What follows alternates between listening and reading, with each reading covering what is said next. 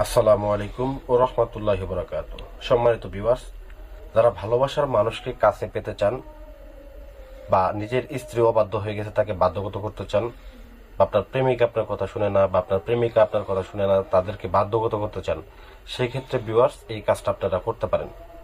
তো এই কাজটা করলে মাত্র 24 ঘন্টার মধ্যে ওই ব্যক্তিরা যেখানে থাকুক একজন আবার আরেকজনকে কাছে পাওয়ার জন্য উতাল পাতাল শুরু করে দেবে।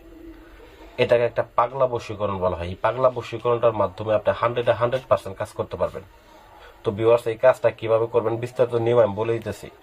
তো প্রথমত আপনার যদি সাধক হয়ে থাকেন অবশ্যই পূর্ণাঙ্গ নিয়ম মেনে কাজ করতে হবে, ভিডিওটা সম্পূর্ণ দেখতে হবে। ভিউয়ার্স, আপনি দেখতেছেন আমার হাতে রক্ত বের হইতেছে। তো এই রক্তটা কিসের?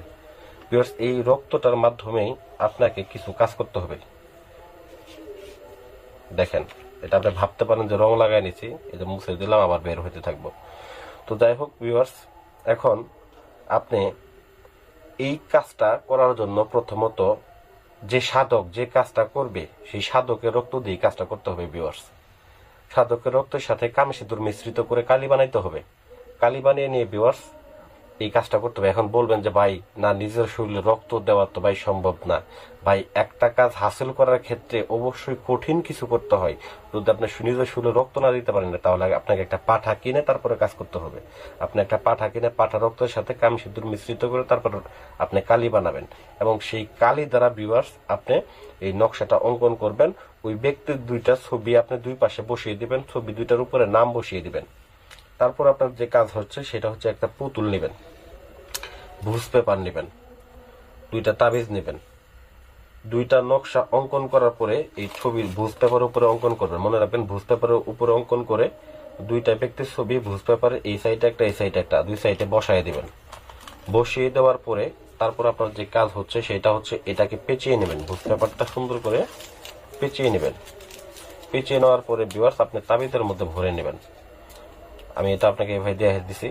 তো তাবিজের মধ্যে ভরে নেবেন, দুইটা নকশা অঙ্কন করবেন, দুই তাবিজের মধ্যে ভরবেন, এবং একটাকে একটা পুতুলের মধ্যে রাখবেন।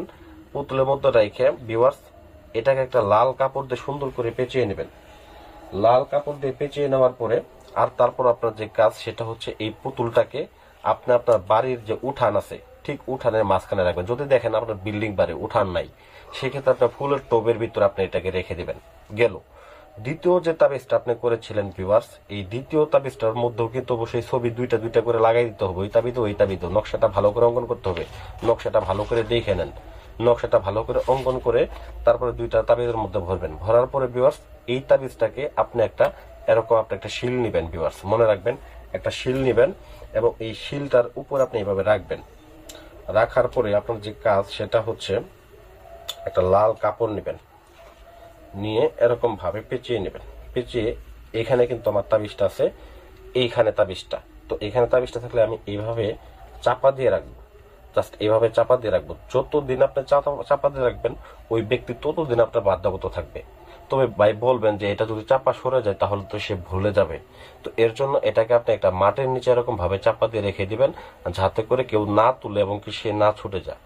তো এটা 100% কাজ হবে। যতদিন পর্যন্ত এই শিল্পাটা আপনি না তুলবেন ততদিন পর্যন্ত ওই ব্যক্তি আপনার বাধ্যগত থাকবে, তাকে যা করতে বলবেন তাই করবে। যদি তাকে আপনি সেক্স করতে বলবেন তাই করবে, যদি বলেন যে তাকে নিয়ে আপনি পালিয়ে যাবেন তাই যাবে, যদি বলেন যে তার সাথে আপনি এমনি টাইম পাস করবেন তাও করতে পারবেন, যদি বলেন যে তার কাছে আসতে সে তখন আসবে। একটা 100% কাজ হবে। এটা পরীক্ষিত কাজ, আমি কয়েকবার করেছি এবং আপনাদেরকে কাজটা করার পরে আমি আপনাদেরকে কাজটা দিলাম। তো আশা করি ভিডিওটা ভালো লাগবে।